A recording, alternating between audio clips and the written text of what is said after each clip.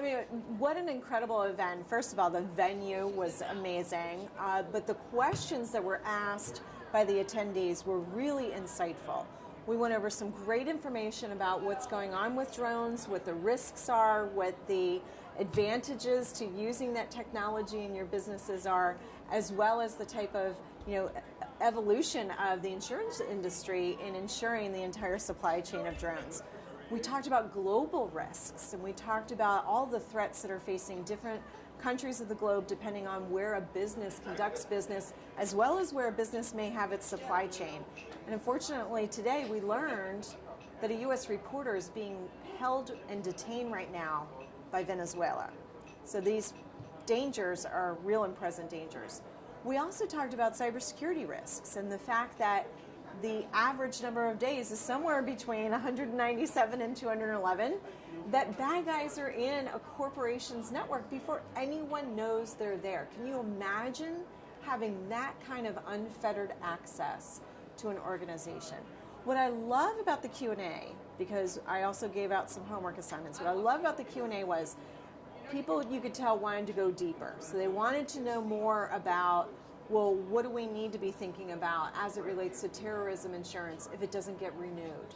What do we need to be talking to our clients about as it relates to preparing for using artificial intelligence, for using chatbots, for using these new technologies that are so incredible to the bottom line and customer experience, but have these new threats and vulnerabilities that have to be dealt with?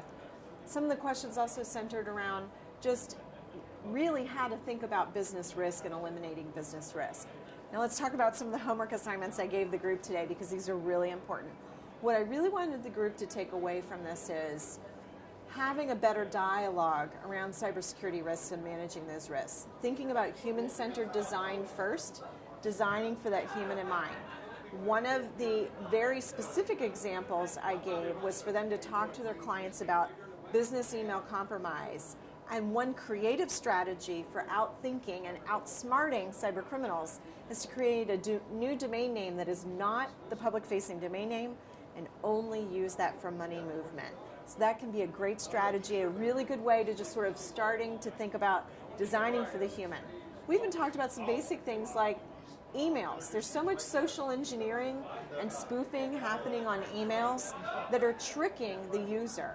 One of the things we talked about is creating a header so that if the email's coming in from the outside, it actually says, this is an externally sent email. Think twice before clicking on links or opening up attachments. The other homework assignment was to walk around and to ask questions about how to physically and logically segment your crown jewels from the newer technology.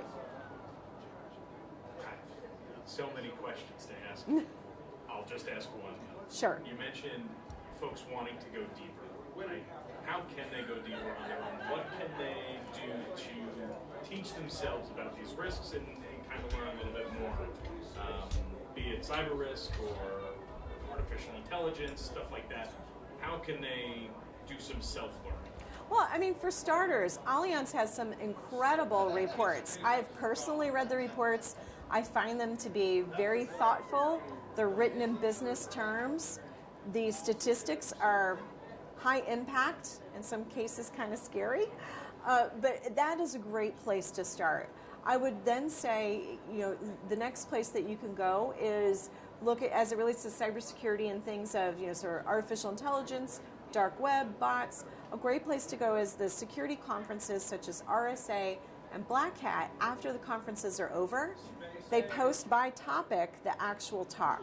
So you can just go to RSA or Black Hat, type in the topic, and it'll show you all the video talks. Many of the talks are designed to be 20 minutes or less. You could do it on your lunch hour while you're eating lunch at your desk. Same thing around sort of the global threat issues and drone issues. You can go to some of the, kind of the alliances that have been formed around that. You can also go to OD&I and look at some of the threat reports that have come out from OD&I on global threats, and those are really great places to start.